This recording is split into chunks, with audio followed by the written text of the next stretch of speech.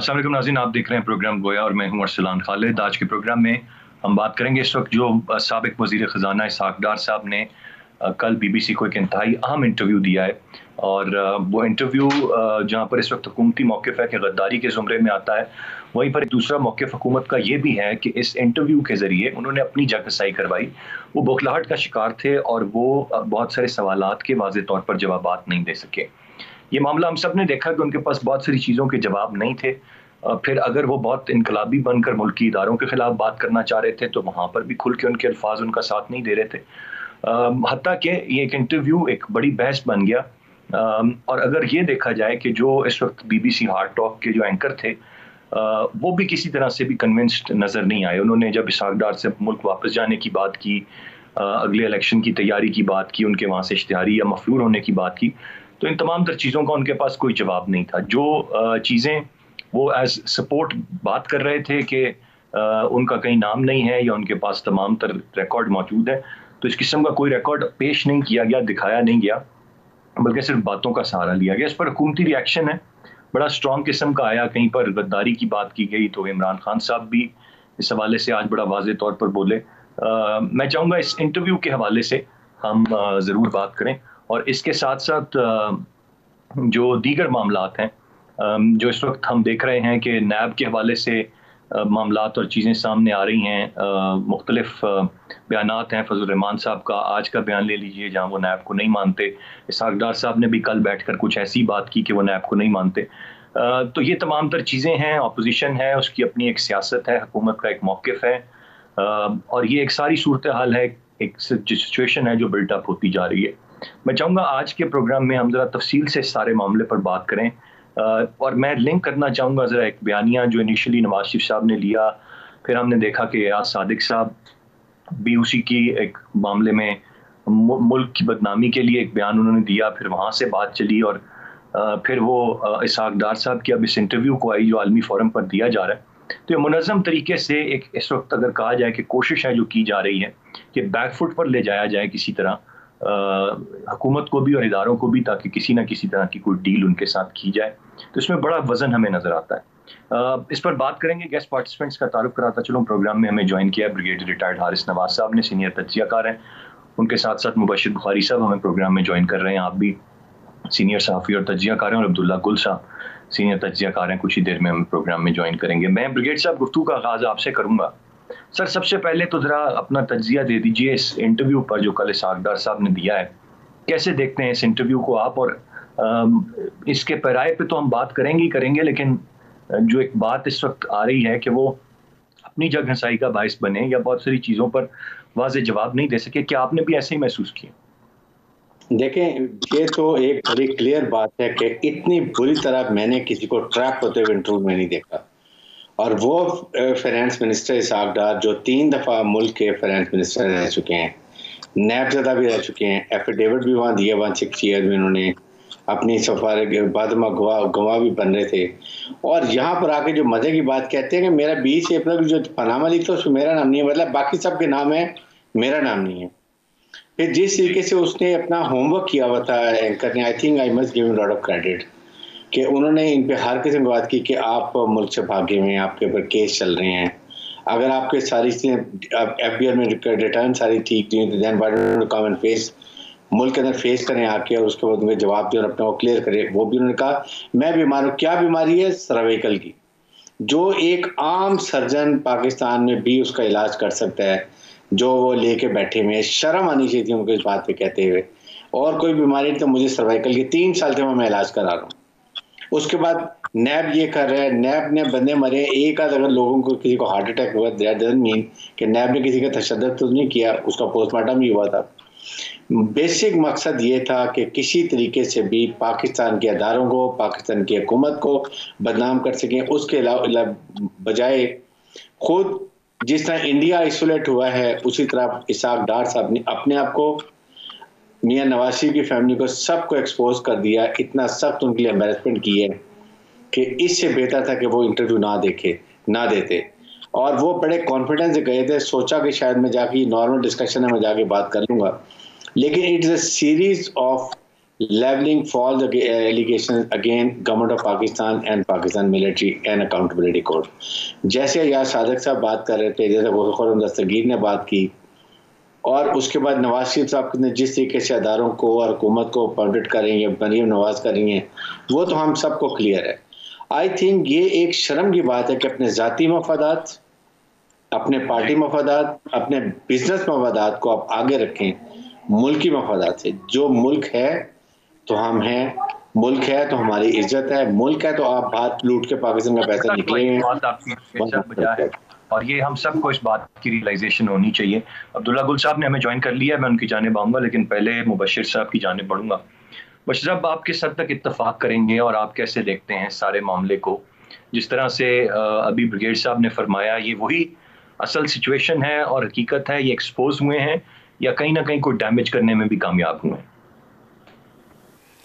देखिए, हम कुछ चीज़ों से हम आंखें मूंद लेते हैं और हम भी जो देखते हैं कि कन्वीनियंटली हम क्या बात कन्वे कर सकते हैं वो कर लें।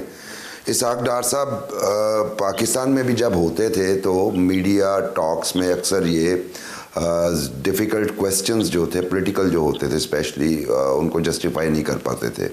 हाँ, इनसे आप नंबर गेम्स की बात करें तो उसमें वो कॉन्फिडेंटली जवाब देते थे, लेकिन कल के इंटरव्यू में वो क्लीन बोल्ड हुए, ये तो सीधी सीधी बात है।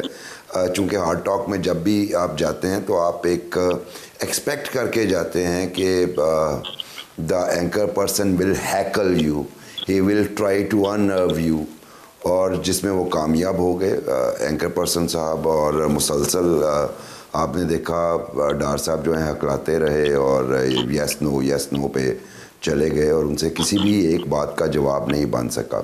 अपने मामलात को वो जस्टिफाई नहीं कर पाए।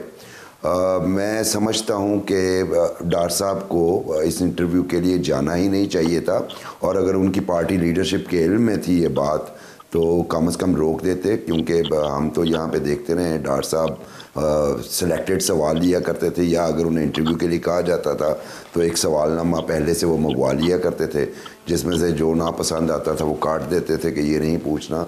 तो हार्ड टॉक तो खैर पाकिस्तानी मीडिया नहीं था जहाँ पे वो अपनी मर्जी के सवाल जी बिल्कुल। और दूसरी बात जो कहने वाली है वो ये है कि मैं उसको थोड़ा सा पॉजिटिवली देखता हूँ, चूँकि नैरेटिव जो चल रहा था वो पूरा एक इंस्टीट्यूशन के ख़िलाफ़ चल रहा था। नैब एक अलहदा इंस्टीट्यूशन हो गया। देखिए, नैब को पूरा पाकिस्तानी मीडिया क्रिटिसाइज़ कर रहा है। जो बात हम नैब की इनएबिलिटी की बात करते हैं, हम ये कहते हैं कि नैब को एक टूल के तौर पे इस्तेमाल किया जा रहा है पॉलिटिकल विक्टिमाइजेशन के लिए। ये वो बातें हैं जो हम कहते हैं और रोज़ कहते हैं तकरीबन हर प्रोग्राम में कि उनके लोग कैपेबल नहीं है। यही वजह है कि जब हायर कोर्ट सुप्रीम कोर्ट में केसेस जाते हैं तो उठा के साइड पे मारते हैं उनकी इन्वेस्टिगेशंस। ये बातें अपनी जगह पे हैं। दूसरी बात यह है कि वो एग्जैजरेट कर गए, चूँकि एक आपको याद होगा सरगोदा के टीचर वो हथकड़ी में उनकी जो डेथ हुई वो अपनी जगह पे मौजूद थे। उससे पहले जनरल परवेज़ मुशर्रफ साहब के दौर में जहांगीर बदर के करीबी साथी नैब कस्टडी में उनकी डेथ हुई और बाकायदा ये साबित हुआ कि, लेकिन ये इन दो मामलात को जो है वो एग्जैजरेट किया इसहाक डार साहब ने।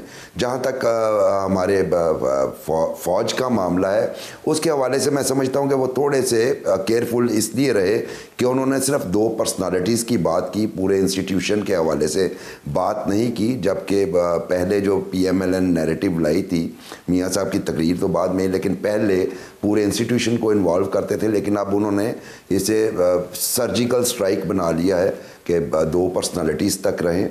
तो उन्होंने भी इसहाक डार साहब ने भी उसी लाइन को लिया, लेकिन इंटरनेशनल फोरम पे इस तरह की बात मैं समझता हूँ नहीं होनी चाहिए थी, क्योंकि ऑलरेडी पाकिस्तान के अंदर ये बात होती है, इंटरनेशनल मीडिया पिक कर लेता है, उससे फ़र्क कोई नहीं पड़ता। लेकिन जब आप बाहर के एक उसको इंटरव्यू देते हुए इस तरह की बात करते हैं तो इंतहाई गलत मैसेज जाता है, सवालिया निशान ज़्यादा बनते हैं। राइटली से अब्दुल्ला गुल साहब, कल डीप स्टेट का एक लफ्ज़ बड़ा इस्तेमाल होता रहा और उन्होंने हवाला दिया अमेरिका से कि वहाँ से भी ये लफ्ज़ आया, इस बारे में बात हुई। ये पहले तो कभी इनके मुंह से ये जिक्र नहीं सुना, आज डीप स्टेट की बात करते हैं, क्या माजरा? बिस्मिल्लाहिर्रहमानिर्रहीम। बहुत शुक्रिया। मैंने ब्रिगेड साहब का भी सुना, मुबशर साहब का भी एनालिसिस सुना।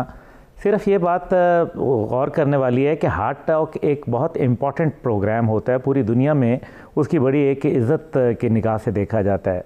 उसके अंदर इसहाक डार साहब को बुलाया क्यों गया, पहले तो ये समझने की बात है। और वो कौन लोग थे जो चाहते थे कि वो डीप स्टेट की बात करें, वो कौन लोग थे जो चाहते थे कि फ़ौज को बाइफरकेट करने की कोशिश करें। याद रखें, मैं भी फ़ौजी का बेटा हूँ और ब्रिगेड साहब भी बैठे हुए हैं और मुबशर साहब भी जानते हैं, फ़ौज तो एक दूसरे के लिए जान देती है, खून देती है, और इन्होंने इकट्ठे जो है वो पले बड़े होते हैं। ये अपनी फैमिली में कम और फ़ौज में ज़्यादा रहे होते हैं, इनका रिश्ता बहुत मजबूत होता है। ये बात पूरी दुनिया के अंदर एप्लीकेबल है। पाकिस्तान फ़ौज तो है ही ला इलाहा इल्लल्लाह की बुनियाद के ऊपर। इसलिए पहली बात यह है कि ये इम्पैक्ट, ये जो इम्प्रेशन है, ये क्यों देने की कोशिश की गई, हार्ट टॉक में बुलाया क्यों गया। फिर आप देखें कि बॉडी लैंग्वेज क्या थी। बॉडी लैंग्वेज, जो उनकी ज़बान की लुकनत थी, जो उनकी बॉडी लैंग्वेज थी, वो उनका साथ नहीं दे रही थी। इसका मतलब है कि कुछ अल्फाज मुंह में डाले गए थे। दूसरी बात यह है कि डीप स्टेट का जो अल्फाज हैं, जो बात करने की कोशिश की जा रही है, क्यों, क्या जब न्यूक्लियर धमाके इन्होंने किए थे तो फ़ौज इनके साथ शामिल नहीं थी? क्या ये जब 3 दफ़ा प्राइम मिनिस्टर रहे तो उस टाइम पे फ़ौज इनके साथ नहीं थी? इसहाक डार साहब की वैसे भी आदत है, जग हंसाई करवाते हैं। अपनी भी इन्होंने मेरे ख्याल में जो कल भद उड़वाई है, उसके ऊपर कम से कम अब किस मुंह से पार्टी वाले या कोई और उनका दिफा कैसे कर सके। देखिए, हम 3 सीरियस लोग यहाँ बैठे हुए हैं, आप जानते हैं, आप माशाल्लाह एक सीनियर एंकर पर्सन हैं। मुझे ये बताएं कि हम तीनों उनकी तारीफ़ क्यों नहीं कर रहे? अगर कोई ऐसा हार्ट टॉक में चलें, एक आध कोई ऐसा आप कह देते, कोई जिसको हम कहते हैं कि उल्टी बात कर दी, कोई और अच्छी बात तो करते।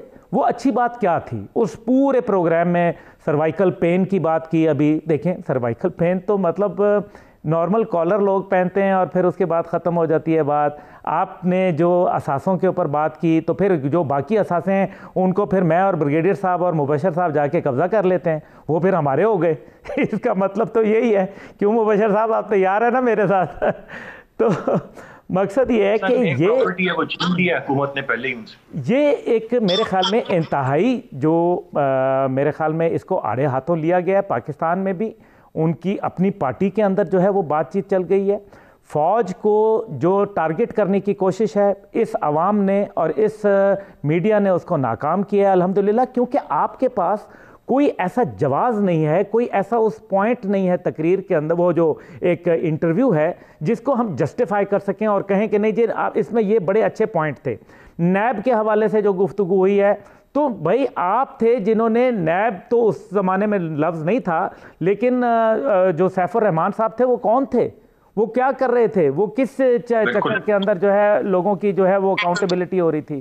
तो मेरा ख्याल है कि जो इसके पीछे कार फरमा थे खुफिया हाथ पाकिस्तान से नहीं, मैं बड़ा वाज़े कहना चाहता हूँ, खुफिया हाथ जो इंटरनेशनल स्टैब्लिशमेंट के हैं, जो पाकिस्तान में असल में इसहाक डार का कंधा और निशाना जो है वो अफवाज पाकिस्तान को बनाने की कोशिश थी और ये बताने की कोशिश थी कि रियासत के ऊपर जो है वो एक हमला था, जो मेरे ख्याल में पाकिस्तान कौम ने, मीडिया ने और इंडिविजुअल्स ने और खुद उनकी पार्टी ने रिजेक्ट कर दिया है।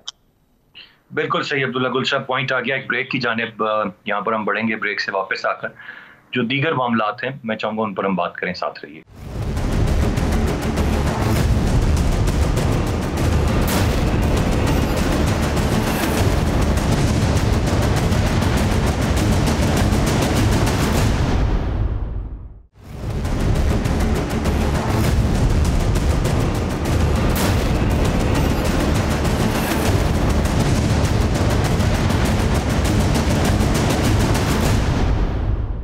जी वेलकम बैक। ब्रिगेड साहब, अब मैं ज़रा इस लास्ट हाफ में जानना चाहूँगा, अगर ये सारी कड़ियाँ जोड़ूँ, कल का भी हमने तो एक सिर्फ इंटरव्यू डिस्कस किया है, लेकिन ये एक मुनज़्ज़म मुहिम एक लग रही है हमें। जिस तरह से बयानात दिए जा रहे हैं, नवाज शरीफ साहब, गो के शहबाज शरीफ साहब उस तरह के बयानात पर अब तक नहीं आए, लेकिन उनके कुछ करीबी साथी जिनमें इसहाक डार साहब हैं, फॉर श्योर उनका ये इंटरव्यू देख लें।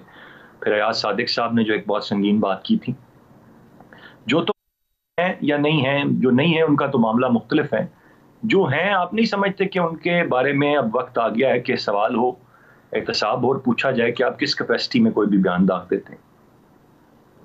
सुप्रीम कोर्ट के चीफ जस्टिस ने बड़ी क्लियर इंस्ट्रक्शन पास की हुई हैं कि 120 नई अदालतें भी बनानी हैं, 20 अदालतें कायम हो गई हैं। ये गवर्नमेंट की रिस्पॉन्सिबिलिटी लॉ मिनिस्ट्री की है कि जितनी जल्दी इसको एक्सपेडाइट करें और उसके बाद इनको स्टैब्लिशमेंट किया जाए अकाउंटेबिलिटी कोर्ट्स को, इसलिए कि उन्होंने कहा जिस दिन रेफरेंस फाइल होगा उसके 3 महीने के अंदर ये केसेस फाइनलाइज होंगे। मीन जिनके रेफरेंस फाइल हो गए हैं बाय जनवरी 31 ये सारे केसेस फाइनल हो जाएंगे। यही वजह इनकी बुखलाहट की, यही वजह इनकी परेशानी की, यही वजह है इनकी प्रेशर की, और ये पीडीएम के जलसे कर रहे हैं कि किसी तरीके से हुकूमत या एस्टैब्लिशमेंट ब्रेक हो और इनको कोई स्पेस दे दी जाए, जो कि मेरे ख्याल में हुकूमत वक्त इस वक्त इसके लिए तैयार नहीं है। जो मुहिम चलाई जा रही है वो किसी लिहाज से भी पाकिस्तान के मफादात में नहीं है। It is basically a 5th generation war का हिस्सा है। Pakistan is under attack 5th generation and ये जो हाइब्रिड वॉर पे। अब ये कि हमने इसको डिफेंड करते हैं, इसको we have to fight as a united nation, कि हम पूरी कौम इकट्ठी हो, इसमें फौज, अवाम और हुकूमत मिल के इस नैरेटिव को डिफीट कर सकती है। क्योंकि एनिमी का नैरेटिव भी यही है कि किसी तरीके से दे हैव रियलाइज कि पाकिस्तान फौज जब तक मजबूत है, पाकिस्तान को अल्लाह ना करे कोई दुश्मन की फोर्स इसको नुकसान नहीं पहुंचा सकती। और ये हमने करके दिखा दिया है, नॉर्थ पाकिस्तान में, सवात में, ज़रब अज़्म में, फिर उसके बाद रद्दुल फसाद में हमने सब कर लिया। क्योंकि देख लें इराक की मिसाल में हमेशा देता हूँ, लीबिया की देता हूँ, सब जगह फौजें कमज़ोर थीं, सो उन्होंने अपने नैरेटिव कंप्लीट किया और आगे कब्जे कर लिए। अब वो फौज को डेसेट करना चाहते हैं, अवाम से दूर करेंगे, और दूर होगी तो फौज कमज़ोर होगी, खुदा न खासा रियासत पाकिस्तान कमज़ोर होगी, जो कि हम नहीं होने देंगे। और second attack of course is on CPEC, कि किसी तरीके से सीपैक को नाकाम करें, उसको डिस्टर्ब करें, ऑपरेशनलाइज ना हो सके, हम इकोनॉमिक तरक्की ना कर सकें, और पाकिस्तान IMF वर्ल्ड बैंक की तरफ देखता रहे। जो ये नैरेटिव्स हैं, इनको हमने किस खुश असलूबी से डिफीट करना है, ये अब हमने एज ए कौम डिसाइड करना है। लेकिन ये जो खतरनाक किस्म के मुजरिम आए हुए थे, कौम के मुजरिम, पाकिस्तान के अवाम के मुजरिम, पाकिस्तान के खजाने के मुजरिम, ये बड़े मजे से किस मुंह से बाहर बैठ के ये अवाम को इंस्टिगेट कर रहे हैं कि आप निकले सड़कों पर, अपने बच्चों को छुपा के पैरों के नीचे बिठाया हुआ है। इसाक डार ने अपने बच्चों को बिठाया हुआ है, उसके बाद शहबाज शरीफ के बच्चे बेटे भी वहाँ हैं, सन इन लॉज बाहर बैठे हुए हैं। इसलिए अब अवाम भी काफ़ी समझ गई है, अब वो ऐसी बातें नहीं करने देंगे। लेकिन हुकूमत पाकिस्तान को चाहिए इसके ऊपर बड़ा सख्त एक्शन लें, खास तौर पे 2-3 वो पॉलिटिशियन जो इस वक्त मुल्क की तबाही के अंदर लगे हुए हैं, मौशी प्रॉब्लम डालना चाहते हैं, उनके खिलाफ सख्त कार्रवाई करनी चाहिए। It should act as a deterrence for others. फौज में इसीलिए के डिसिप्लिन कायम होता है कि वो बड़ी सख्ती से अमल किया जाता है। तो ये कौन करेगा? ये हुकूमत ने करना है। हुकूमत का काम है कि आप इनके करीब घेरा तंग करें, बिल्कुल सही, नैब के केस करें और इसके खिलाफ कार्रवाई करें। बट सवाल ये है कि उसके क्या रिएक्शंस आएंगे, जो बुखारी साहब बेहतर बता सकते हैं, कि जब एक तो माजी में इस तरह से नाम लेकर बातें इतनी ज़्यादा और बाहर से बैठकर हुई नहीं, अब हो रही हैं। अगर गवर्नमेंट एक्शन लेती है, पहले ही उस पर बहुत सवाल हैं, और एक मौक़िफ़ है कि दीवार से लगाया जा रहा है, हमें निशाना बनाया जा रहा है। अब अगर इस पर कोई मुकदमात दर्ज होते हैं तो फिर क्या रिएक्शन आएगा? हसास मौजूद है और इसका जवाब जी बिल्कुल। मेरी आवाज़ आ रही है अरसलान साहब? जी।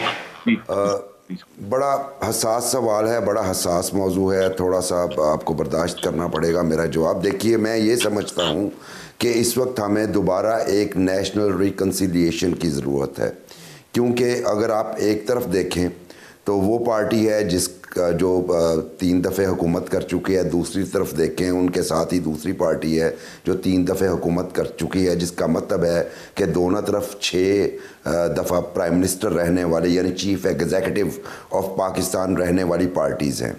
उसके बाद मुझे ये बड़ी अजीब सी बात लगती है कि अगर हम कुछ पर्सनालिटीज़ के नाम लेते हैं, वाकई में हमें भी बड़ा अफवाज पाकिस्तान से मोहब्बत है और हमें भी बड़ा चुभता है कि नहीं, इस मामले पे मीडिया पे या सड़कों पे इस तरह नाम नहीं उछालने चाहिए। लेकिन दूसरी तरफ एक चीज़ जो हमने माजी में बहुत देखी, जो सदर है आइन के मुताबिक अफवाज पाकिस्तान का सुप्रीम कमांडर होता है सदर पाकिस्तान। हमने तो आसिफ अली जरदारी को साहब को जो है वो गालियाँ पढ़ते हुए स्क्रीनों पे एंकर पर्सन से, सहाफ़ियों से उन्हें गालियाँ खाते हुए देखा और जवाब में रिटेलिएशन भी नहीं थी, क्या वो उस वक्त हम सुप्रीम कमांडर की इंसल्ट नहीं कर रहे होते थे? हम चोर चोर, डाकू डाकू प्राइम मिनिस्टर को, इलेक्टेड को कहते हैं, क्या वो जस्टिफाइड है? बात वही है कि एक नेशनल रिकन्सिलिएशन की ज़रूरत है, जिसके लिए हमारे सिविल और मिलिट्री लीडर्स को मिलके दोबारा बैठना पड़ेगा। वो कौन बिठाएगा? ऐसे शख्स की ही तलाश है। इसलिए मैं कहता हूँ कि हमें ऐसे वक्त में नवाबज़ादा नसरुल्लाह खान साहब जैसी पर्सनालिटीज़ की बहुत याद आती है, क्योंकि जब इस तरह के क्राइसिस होते थे तो ऐसे ही जो नॉन कंट्रोवर्शियल आइकन्स होते थे, अब्दुल्ला गुल साहब, करप्शन का राग लाभ के आपने कुछ हासिल नहीं किया और फिर आप बैक टू स्क्वायर वन, तो आपने टाइम किसका जाया किया?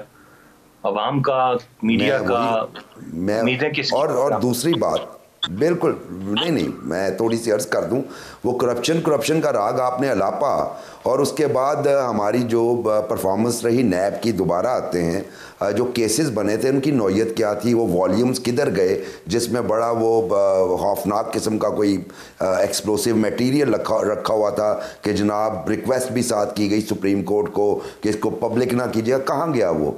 और पनिशमेंट, कन्विक्शन किन चार्जेस पे हुई, वो आपके सामने है, मुझे रिपीट करने की ज़रूरत नहीं, नंबर 1। नंबर 2, अगर अक्रॉस दी बोर्ड ये अकाउंटेबिलिटी प्रोसेस चल रहा हो, जिसमें मेरा भी कीजिए आप और सबका कीजिए, तब तो मुझे समझ आती है कि ओके फाइन। लेकिन हमने देखा कि जो पीटीआई के मेंबर्स हैं, उनके खिलाफ जो केसेस थे, उनके उस पे क्या रिएक्शन नैब का आ रहा है।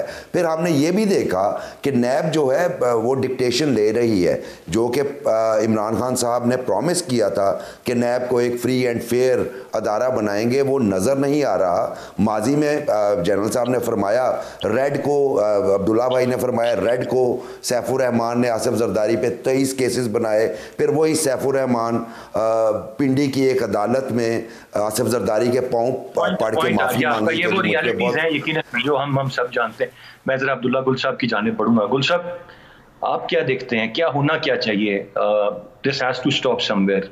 कहाँ रुक सकता है ये सारा मामला? देखिए, जहाँ तक बात यह है कि कहाँ रुक सकते हैं, पहली बात यह है कि फ़िलहाल तो पीडीएम जो है वो ताकत का मुजाहरा कर रही है, और जो कुछ भी हुआ है मुल्तान में, मेरे ख़्याल में वो पंजाब हुकूमत की नाअहली है। और मैं ये भी समझता हूँ कि पुलिस ने एक ख़ास मुकाम पे आके प्रॉबली कहा कि जी हम मासेस को फेस नहीं कर सकते, और जब पुलिस मासेस को फेस नहीं करती तो उसकी सपोर्ट में रेंजर्स को बुलाना पड़ता है, और रेंजर्स के बाद फिर फ़ौज को बुलाना पड़ता है। और ज़ाहिर है कुछ इंडिकेशन ऐसी नज़र आ रही है इंटरनेशनल इस्टेब्लिशमेंट की भी, और कुछ ऐसे हालात बनते जा रहे हैं जिसके अंदर कोशिश ये है कि फ़ौज और आवाम को आमने सामने ला के खड़ा किया जाए। लेकिन ऐसा होगा नहीं इंशाअल्लाह ताला। लेकिन हमें ये भी देखना है कि जो लाहौर का जलसा है, अगर उसने कोई लॉन्ग मार्च की शक्ल इख्तियार की, जो कि वो करना चाहते हैं, देखें इवेंचुअली मेरे ख़्याल में हमारे दोनों पार्टिसिपेंट्स इस बात से इकरार करेंगे कि इवेंचुअली उन्होंने इस्लामाबाद को टारगेट करना है और एजिटेशन की सियासत को सामने भड़काना है। और सेनेट के लिए खुला क्लीन स्लेट जो है वो नहीं दी जा सकती। ये वैसे भी मेरे ख्याल में सियासी असूलों के ही जो है वो मुनाफी होगा। इसलिए जो नेशनल रिकन्सिलिएशन की बात है, I will also add to it कि नेशनल रिकन्सिलिएशन आपको करनी पड़ेगी। बहरहाल नवाज शरीफ साहब के साथ आपका जो है वो एक इख्तलाफ राय हो सकता है, उनके ऊपर बहुत सारे इल्ज़ामात हो सकते हैं, और जो भी चोर हैं, चाहे वो हुकूमत में हैं या अपोजिशन में हैं या किसी इदारे के अंदर हैं, उन सबको पकड़ना चाहिए। ये तो बात तय हो गई। दूसरी बात जो इसके अंदर यह है कि इसके लिए क्या तमाम की तमाम मुस्लिम लीग को ही जो है वो आप राइट ट्रैक कर दें और उनके ऊपर आप एक सवालिया निशान खड़ा कर दें? ये वही मुस्लिम लीग है पाकिस्तान जिसने बनाया था, ये वही मुस्लिम लीग है जिसको आज तक लोग दायां बाजू समझते हैं। अभी दायां बाजू के अंदर अगर खला आ रहा है तो ये इससे नुकसान पाकिस्तान का हो रहा है, रियासत का नुकसान हो रहा है। जहाँ तक मौलाना फजलुर रहमान के डंडे की बात है, तो क्या मेरे ख्याल में कल एक निजी टीवी ने तमाम कच्चा चट्टा खोल के रख दिया, जिसके अंदर ये कहा घेराव करो, जला दो, इनको मार दो, पुलिस वालों को हाथों से फांसियां देंगे, ये करेंगे वो करेंगे। ये सारी बातें देखें, जो हीट ऑफ द मोमेंट में सियासत को चमकाने के लिए ये चीज़ें आती हैं। लेकिन जब मामला पाकिस्तान का आता है, एक ऐसे वक्त में जब अमेरिकन फ़ौजों का इनखला हो रहा है, जब अमेरिका के अंदर डोनाल्ड ट्रंप से जो है वो शिफ्ट कर रहा है जो बाइडन की तरफ, और जो बाइडन के जो ख्यालात पाकिस्तान के लिए हैं वो किसी से ढके छुपे नहीं है। इसी तरीके से इजराइल का एक नेक्सस कायम हो रहा है, इजराइल की बढ़ोतरी हो रही है इस रीजन के अंदर, हम आइसोलेशन के शिकार होते चले जा रहे हैं, अरब दुनिया जो है वो हमसे दूर होती जा रही है।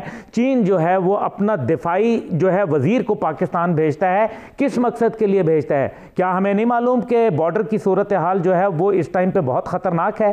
तो ऐसी सूरत के अंदर आपको पाकिस्तान के अंदर अरसलान साहब इत्तेहाद चाहिए, आपको पाकिस्तान के अंदर यू कैन नॉट अफोर्ड के क्लैशेस डेवलप। सवाल मेरा वही रहेगा कि हम फिर बैक टू स्क्वायर वन, अगर हमने जाना था तो ये चीजें पहले क्यों नहीं सोची जाती, इतनी ताखीर से क्यों हमें इनका ख्याल आता है? हमारा तो तरीका यही है कि हम आखिरी टाइम पे जब सैलाब आ जाता है तो हम कहते हैं कि अभी सैलाब को कैसे जो है रोकना है, आप बताएं, स्पीड का रिवर किया जाता है। This has to stop somewhere, हमें इसे बदलने की जरूरत है। एक ब्रेक की जाने में बढ़ूंगा, ब्रेक से वापस आकर मजीद बात करते हैं, साथ रहेंगे।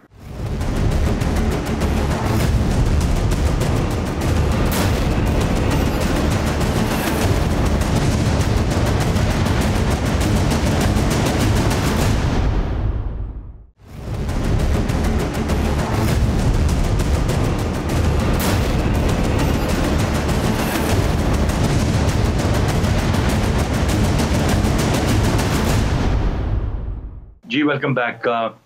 ब्रिगेड साहब, अब मैं ज़रा इस लास्ट हाफ में जानना चाहूँगा कि मुस्तकबिल क्या है, पीडीएम का क्या मुस्तकबिल है, हुकूमत का क्या मुस्तकबिल है, बाकी जो स्टेक होल्डर्स हैं उनका क्या मुस्तकबिल है, और इस वक्त हम कहाँ पर खड़े हैं? अरसलान, देखें, बात यह है कि इसमें गवर्नमेंट की गवर्नेंस की भी प्रॉब्लम्स हैं, पीडीएम का नैरेटिव बड़ा ख़तरनाक है। ये दोनों चीज़ों को हमने देखना है, बैलेंस आउट करना है कैसे हो रहा है। गवर्नमेंट, देखें, ऐसे हालात में जब पीडीएम इकट्ठी हो रही थी, ये 11 जमातों का गठजोड़ हो रहा था, दैट वाज द टाइम कि गवर्नमेंट को अपनी एक नेगोशिएटिंग टीम बनानी चाहिए थी। वो टीम जिनको नेगोशिएटिंग स्किल्स आते हैं, they understand how to manipulate and discuss, उसके बाद वो अपोजिशन से जाके बात करते और उनसे कहीं ना कहीं पर कोई ऐसी राय अमल निकाल लेते कि एक तो ये जल्सों का नौबत नहीं आनी चाहिए थी। ख़ास तौर उस मौके पे जब हमारे मुआशी हालात हमारे आपके सामने हैं, मुल्क कोविड के अंदर घिरा हुआ है, पहले स्टेज थी, अब सेकंड स्टेज में अगेन और ख़तरनाक सिचुएशन हो रही है। इंडिया का थ्रेट आपके सामने है, what is happening around India, कैसे आपको थ्रेट करा कश्मीर में, फ्लैग ऑपरेशन, सर्जिकल स्ट्राइक्स, घुस के जाए मारेंगे, 100 बातें। उसके बाद चाइना के लद्दाख में प्रॉब्लम चल रही थी। तो हमें कोशिश ये करनी चाहिए थी कि हम इसको सिचुएशन को डिफ्यूज़ करते गवर्नमेंट लेवल के ऊपर, और हमेशा गवर्नमेंट गिविंग एड पर होती है, गवर्नमेंट निगोशिएट जो होती है, डिस्कशन इनिशिएट करती है, उनको करना चाहिए था। ये कह देना कि जी हम किसी से बात नहीं करेंगे, जो कर लें, हम ये एनरोल देंगे, बिल्कुल एनरोल मत दें, आप उनको करप्शन में मत कैसे खत्म करें, बाकी चीज़ों को तो आप कर सकते थे, कहीं ना कहीं इसको रिजॉल्व कर लेते in the best interest of Pakistan. एक तो ये है, पीडीएम के पास कोई और नैरेटिव नहीं है, ना उनके पास कोई बयानी है। क्या ये बयानी है कि इमरान को हटा दो, डेमोक्रेसी खत्म कर दो, फौज के खिलाफ बातें कर दो, फौज को अवाम को दूर कर दो, पैसे से पाकिस्तान को कमज़ोर कर दो, ये बयानी है? क्या उन्होंने कब, या इमरान खान को या उनकी फैमिली में पर्सनल अटैक कर रहे हैं? ये तो कोई जलसे नहीं है। आप बात करें पाकिस्तान में क्या प्रॉब्लम है, हेल्थ की क्या प्रॉब्लम है, एजुकेशन की क्या प्रॉब्लम है, लोगों की जॉब अपॉर्चुनिटीज़ क्या प्रॉब्लम है, आप ये बातें करें, ये कोई बात नहीं कर रहा, सिर्फ पर्सनल अटैक चल रहे हैं। तो इसलिए और आहिस्ता आहिस्ता वो टेपर डाउन होता जा रहा है। आपने देखा, अगर मुल्तान में ये अपनी गवर्नेंस ठीक करते, अननेसेसरी उनको इतनी ज़्यादा लिफ्ट ना कराई जाती, मुल्तान का जलसा होने देते, लाहौर का भी होने दें, सिंपल। ये इनका काम था इस दौरान में इम्पॉर्टेंट, ये जो बड़ी सख्त लैकिंग करी गवर्नेंस में, कि टीवी के ऊपर मैस मीडिया कैंपेन चलाएं कि कोविड के असरात, कोविड के मरीज, आईसीयू, वेंटिलेटर्स, क्या ख़तरनाक सिचुएशन आ रही है, पाकिस्तान में वैक्सीनेशन के लिए हम क्या कर रहे हैं, पाकिस्तान में साइंस टेक्नोलॉजी क्या कर रही है, चाइना से हमारे ट्रायल क्यों हो रहे हैं, कब तक हमें वैक्सीन मिल जाएगी। लोगों को बताएं कि अगर 2-3 महीने में चीज़ें मिल रही हैं तो आप अभी क्यों रिस्क ले रहे हैं। आप पीडीएम के अपने पार्टी लीडर्स को मना करें कि हमें अब हेल्थ चाहिए, हम इसमें नहीं जाना चाहते। ये चीज़ें थी बताने के लिए जो गवर्नमेंट ने नहीं की। वो सिर्फ एक बात है, जो मर्जी करने कर लें, हम नहीं करेंगे, ऐसे नहीं होता। फौज अवाम के सामने खड़ी नहीं हो सकती, ये नौबत नहीं आनी चाहिए। अगर वो इस्लामाबाद आ जाते हैं then it will very dangerous situation. इसलिए अभी इसका मैं आगे बढ़ना चाहूँगा, बिल्कुल मैं बशीर साहब से जानना चाहूँगा, अगर वो इस्लामाबाद आ जाते हैं, आप वो मसल और स्ट्रेंथ देखते हैं कि ऑल द वे इस्लामाबाद आएँ और फिर यहाँ पर पड़ाव डाल सकें? बतौर सहाफ़ी कैसे देखते हैं? देखिए, प्लान बिल्कुल यही है उनका, इस्लामाबाद जाएं और वहाँ पे पड़ाव डाल दें, लेकिन हमें ये जानना ज़रूरी है, जो कि अभी तक सीक्रेट है, कि इस्लामाबाद में वो रेड जोन में पड़ाव डालेंगे या वो फैज़ाबाद वाला राउट लेंगे। क्योंकि फैज़ाबाद में आपने तहरीक लब्बैक के जलसे देखे, वो जो सप्लाई लाइन को बिल्कुल ब्लॉक कर देने के मुतरादिफ होता है। तो अगर ये वहाँ पे पहुँच जाते हैं तो यकीन कीजिए कि इनकी स्ट्रेंथ जो है वो, चूँकि मौलाना फजलुर रहमान बीच में शामिल हैं और उनके मदारिस के बच्चे और स्टूडेंट्स और तलबा बहुत ज़्यादा बड़ी तादाद में उन पे जान निछावर करते हैं, ये एक हकीकत है कि उनके पास स्ट्रीट पावर है और वो कई दिन के लिए वहाँ पे आपको एक अच्छा शो दिखा सकते हैं। माजी में वो ये साबित भी कर चुके हैं। तो मतलब इसमें तो कोई शक नहीं करना चाहिए। जी अरसलान साहब, मुझे समझ नहीं आई आपने क्या। पीपल्स पार्टी के पास ये पावर है, स्ट्रीट पावर? जी देखिए, पीपल्स पार्टी तो एक वक्त में दुनिया पाकिस्तान की सबसे बड़ी स्ट्रीट पावर रखती थी, लेकिन अनफॉर्चुनेटली वो स्ट्रीट पावर ख़त्म हो चुकी है।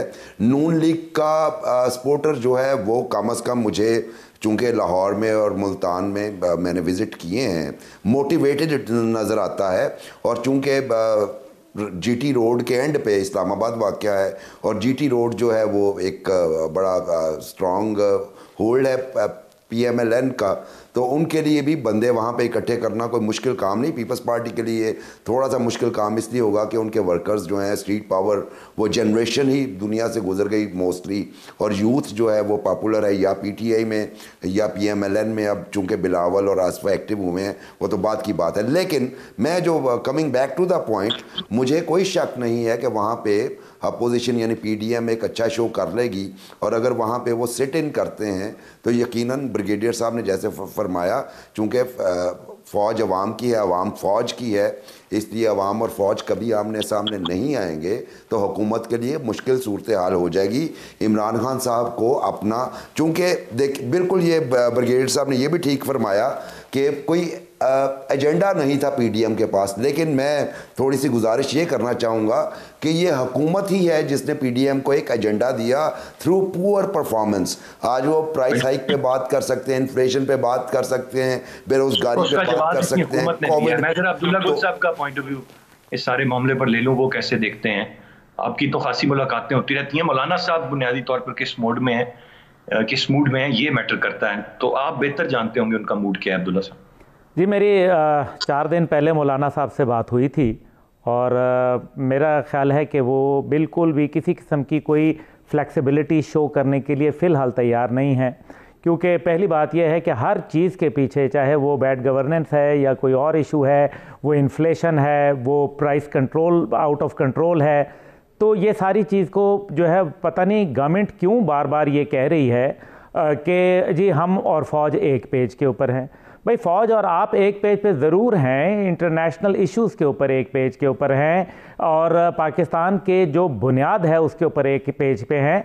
इसका हरगिज़ मतलब नहीं है कि अद्वियात का अगर जो है वो महंगा हो गई हैं तो उसमें भी फ़ौज आपके साथ है। अगर जो है वो लोगों को चीनी नहीं मिल रही तो आप उसके साथ हैं।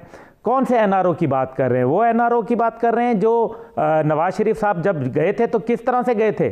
क्या वो लोग, मैं सिर्फ एक सवाल आपके सामने रखना चाहता हूं कि वो लोग जो कल तक उनके ज़मीन आसमान के कलाबे मिला रहे थे और बता रहे थे कि नवाज शरीफ साहब वाकई बीमार हैं, तो फिर अगर वो गलत थे तो फिर उनको क्या सैक कर दिया गया?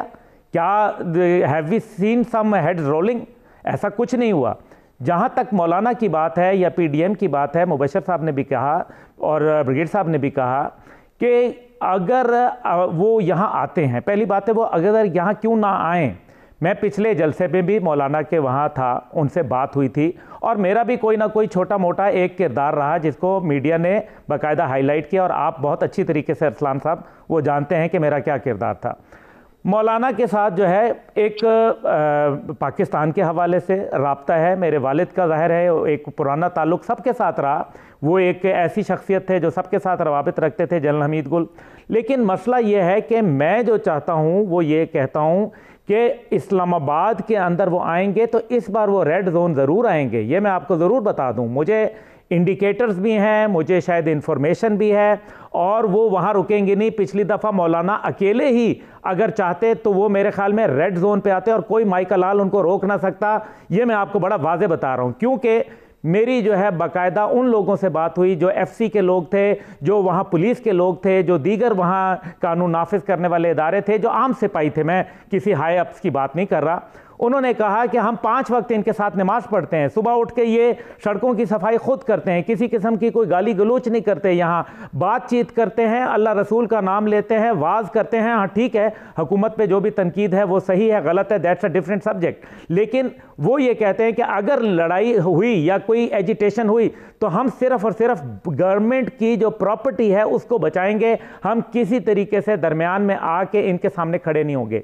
ये तो एक बात है जो कि ज़रूर आपको मैं ऑन रिकॉर्ड कह रहा हूँ, इसलिए ताकि जो है बात को याद रखा जाए। दूसरी इसके अंदर जो अहम बात है वो ये है कि तब मौलाना अकेले थे, इस बार उनके साथ पंजाब की सबसे बड़ी क्राउड पुलर जो हैं वो मरियम नवाज़ जो हैं वो मौजूद हैं। और ये आप देख लें कि मरियम नवाज़ जहाँ जा रही हैं वो क्राउड कैसे खींचती हैं।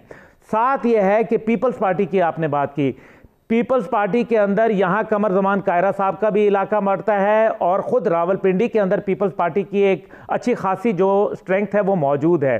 फिर मज़ाफ़ात के अंदर आप देख लें, और आशफा भुट्टो की जो एंट्री है मुल्तान के अंदर, और आशफा भुट्टो को लोगों ने बड़ा पसंद किया है। हो सकता है कि अगर आशफा भुट्टो दोबारा आएँ तो फिर क्या उनके लिए क्राउड निकलेगा। मुझे याद है कि बेनज़ीर भुट्टो साहिबा जब पहली दफ़ा पाकिस्तान अपनी जो सेल्फ एग्जाइल से वापस आई थी तो बेनज़ीर भुट्टो को देखने के लिए लोग बेतहाशा आए थे। तो आशफा भुट्टो भी इस खित्ते के अंदर नहीं है, उनको देखने के लिए लोग आएंगे, ये याद रखिए, ये आसान काम नहीं होगा। इसलिए ब्रिगेडियर साहब ने जैसे कहा, as a matter of fact तीनों मोअज़्ज़िज़ मेहमानों की राय हमने ली। यकीनन अगर इससे पहले कि बंद गली में दाखिल हुआ जाए, मामलात को सेटल डाउन कर लिया जाए तो यही बेहतर है। लेकिन सवाल ये है क्या है, अब उसकी गुंजाइश रह गई है या पानी सर से गुजर चुका है? ये वक्त बताएगा। आज के प्रोग्राम से इतना ही।